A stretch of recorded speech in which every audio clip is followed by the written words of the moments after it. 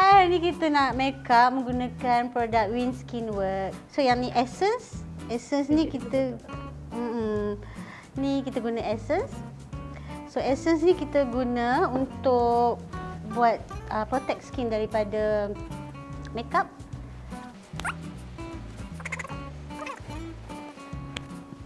Okey. Tunggu few second. Essence.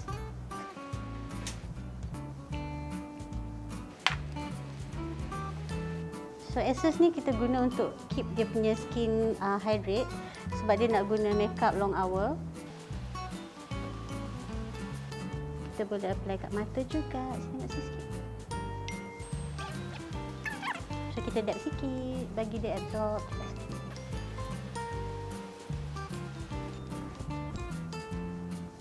Okay, yang ni kita dah letak corrector. So korang boleh tengok tak muka dia nampak glowing. Glowing dari dalam. Lepas kita guna essence dengan serum dari WinSkienz. So yang ni korang pakai sebelum makeup. So yang ni foundation daripada WinSkienz. Saya guna coat medium dengan light. So kita mix these two colour untuk ikin. So I ambil 1 dot medium. Dia sikit je, pakai sikit je. And 1 dot light tu agak-agak ya. Lepas tu kita mix up. So tadi kita dah mix dua foundation. So I guna 2 dot je. Letak warna medium dengan light. So 2 dot ni dah cukup untuk satu muka ya. Coverage pun cantik. Dia boleh treat skin juga. So dia bukan saja kosmetik, dia juga skincare.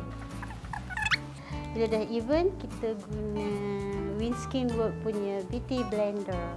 So yang ni dah kembang. Kalau dia kering dia kecut. Ni dia kembang 2 kali ganda.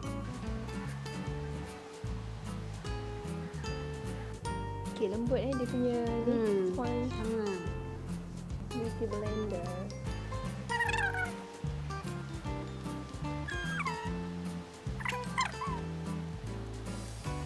Okay, ni hasilnya kita pakai foundation WinSkienz tadi. And kita blend dengan beauty blender. So kita boleh tengok dia punya application sangat-sangat even and gebu, flawless. Okay, yang ni dah few hours kita make up and then kita come back. So dia punya skin dia still glow and then dia macam supple sikit gitu. So tadi kita pun dah cuba kat tangan and dia punya serum ni memang bagus.